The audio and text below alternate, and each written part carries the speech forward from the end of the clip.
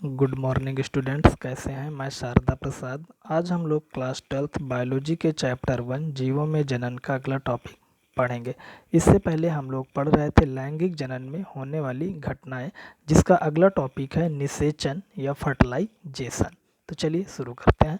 नर तथा मादा युग्मक के संलयन या संयुग्मन को निषेचन कहते हैं। इसे सिनगेमी भी कहा जाता है, क्योंकि इसके फलस्वरूप द्विगुणित जाइगोट या युग्मनज का निर्माण होता है। अगला टॉपिक है निषेचन के प्रकार, जिसमें पहला है बाह्य निषेचन या एक्सटर्नल फर्टिलाइजेशन। यदि निषेचन की प्रक्रिया शरीर के बाहर जलीय माध्यम में होती है तो उसे बाह्य निषेचन कहते हैं, जैसे कि शैवाल में, मछलियों में या मेढक जो एम्फीबियंस हैं उसमें पाया जाता है। दूसरा है आंतरिक निषेचन, जिसे इंटरनल फर्टिलाइजेशन कहते हैं।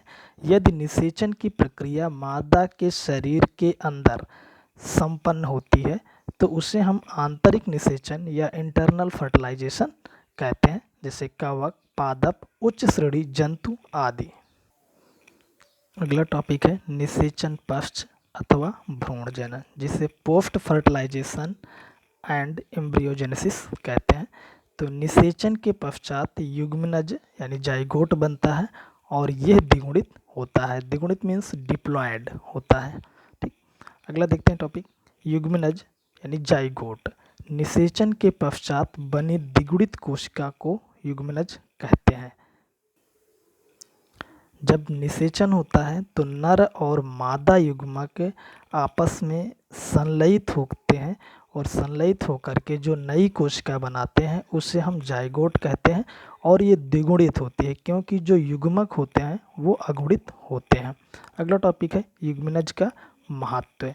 तो युग्मनज में नर तथा मादा दोनों जीवों के जीनोम का मिश्रण होता है, अतः युग्मनज संकर प्रकृति का होता है। संकर मतलब हाइब्रिड, यानी कि जो नर युग्मक होगा वो अलग प्रकार का होगा, जबकि मादा युग्मक जो होगा वो अलग प्रकार का होगा। प्रकार से मतलब यानी लक्षणों युक्त होगा, और जब ये अलग अलग लक्षणों युक्त युग्मक मिलते हैं तो जाइगोट बनता है। तो उस तरह बने जाइगोट में दोनों के लक्षण पाए जाते हैं। अगला है भ्रूण जनन या एम्ब्रियोजेनेसिस। युग्मनज से भ्रूण बनने की क्रिया को भ्रूण जनन या भ्रूणोद्भव कहते हैं।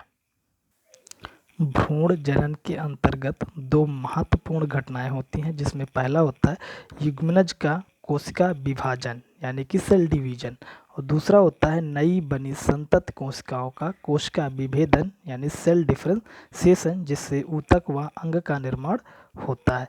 आगे देखते हैं प्राणियों में भ्रूण जनन। प्राणियों में भ्रूण जनन विधि के आधार पर दो तरह का होता है। एक है अंडप्रजक ओविपेरस और दूसरा है सजीव प्रजक विविफेरस। अंडप्रजक में जो भ्रूण होता है उसका विकास अंडे में होता है, जबकि सजीव प्रजक में भ्रूण का विकास मादा के गर्भाशय में होता है। अगला है पुष्पी पादपों में भ्रूण जनन। पुष्पी पादों में युग्मनज बीजांड में बनता है, यानी कि जो ओव्यूल्स होता है उसमें युग्मनज का निर्माण होता है, तथा बीजांड अंडाशय या ओवरी में सुरक्षित रहता है। ग्रहकार निषेचन क्या है।